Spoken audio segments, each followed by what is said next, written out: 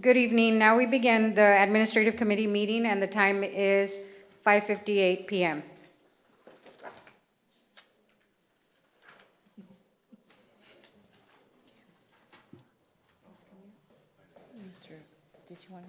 Okay, so We begin with Agenda Item 2.1, Review and Discussion of Revisions to the 2022-23 Compensation Plan.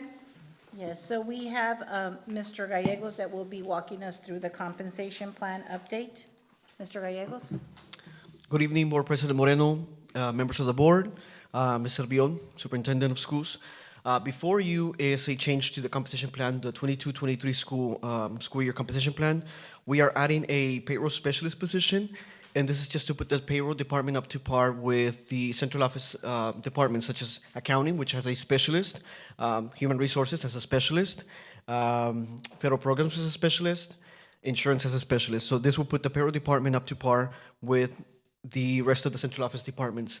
Additionally, this will be an internal position, so that's going to allow an employee of the district to get promoted from within. So this provides opportunities for growth as well. Any questions? So this is an additional position, it's not just a change on somebody's title?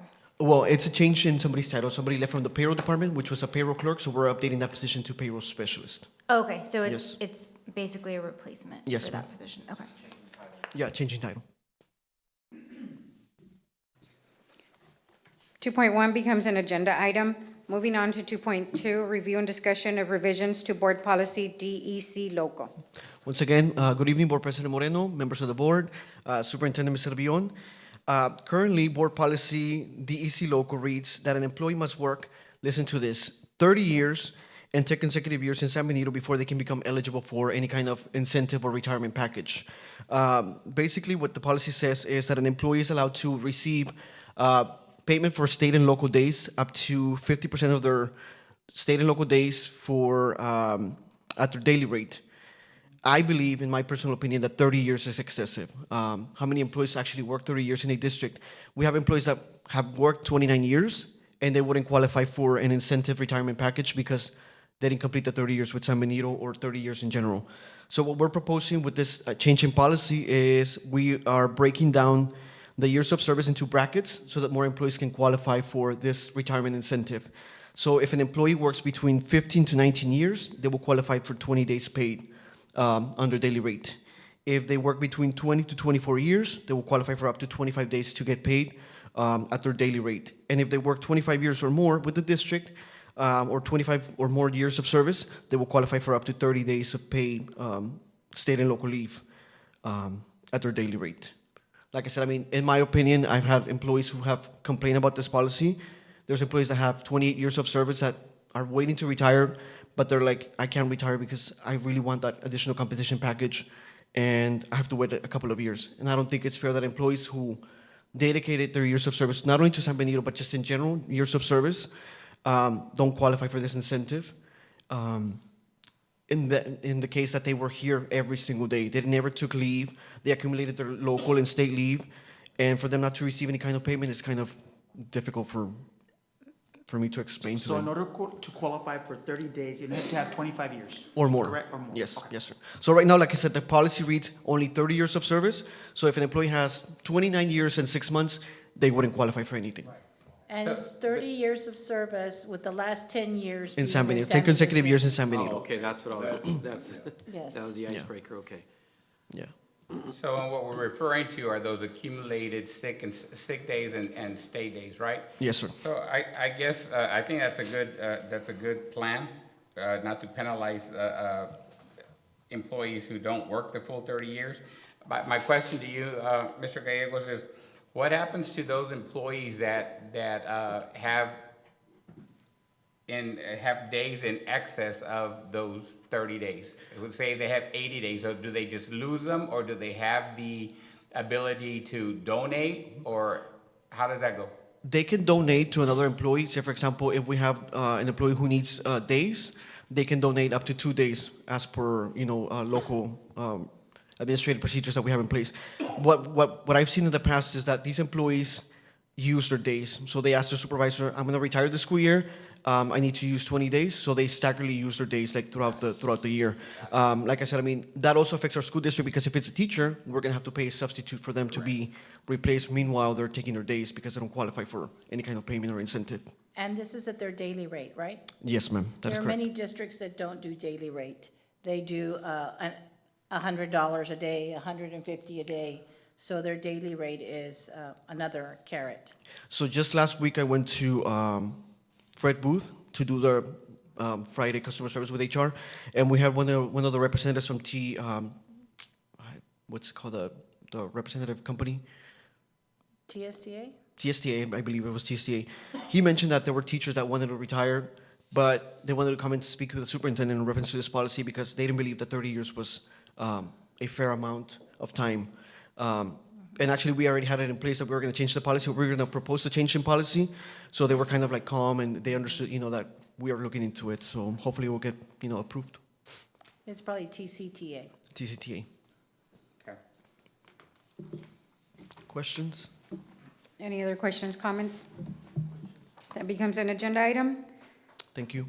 Moving on to 3.1, any committee concerns? Thank you, I- Mr. Gallegos. Hi, I have a concern.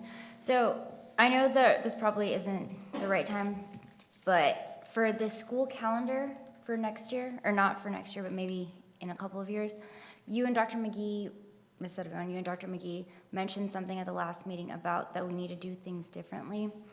And I have a cousin who works in a school district somewhere else in Texas, and they do, I don't want to call it year-long school because if you look at the way it's set up, it's more of like an abbreviated summer with more breaks throughout the year. And I wanted to see if that's something that we could look into doing because I feel that way the breaks throughout this year give teachers and students a break. And the abbreviated summer helps our students not have that regression that usually occurs in the summer. So if that's something that we could look into, if we can add it to maybe the calendar voting this year or next year. I know it's having to change an entire mindset, but it's something that I think we should look into. I think initially what we would do is get a feel for it, not only through our staff, but also through the SAC, through our Superintendent's Advisory Council, so that we can see it from different lenses. And if you're talking about intermittent, where you have like 2 weeks off in spring and et cetera, that would shorten the summer, yes, and we still need to go through June in the summer because of the testing. But it can be done. We can look at it. I can speak as a former teacher. When the kids would have a long break and they would come back, it was having to retrain them again and get them used to following rules again and getting used to the routines again. So I know that as a former teacher, that might be one of the things that you all might have to consider also. How is that going to affect the kids being away a week or 2 weeks from their education? And because the longer they're away from getting their education, the more it can affect them retaining information. And now you have kids that are going to be out of school more than they normally are. And so how is that going to affect them retaining information too? So one, the behavior issues, two, the retaining of information. So just FYI as a former teacher. Thank you.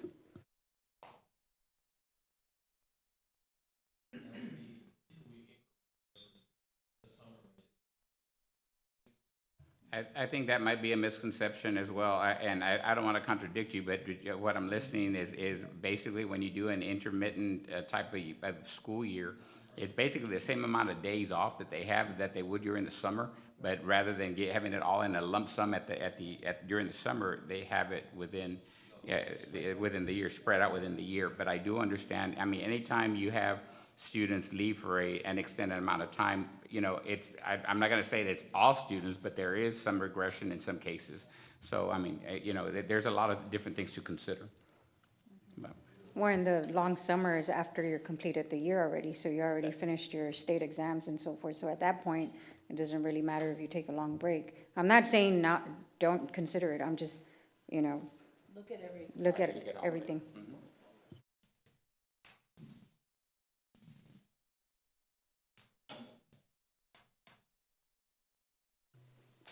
So if there's no more comments or concerns, at this time, we adjourn the meeting, and the time now is 6 with 7 minutes.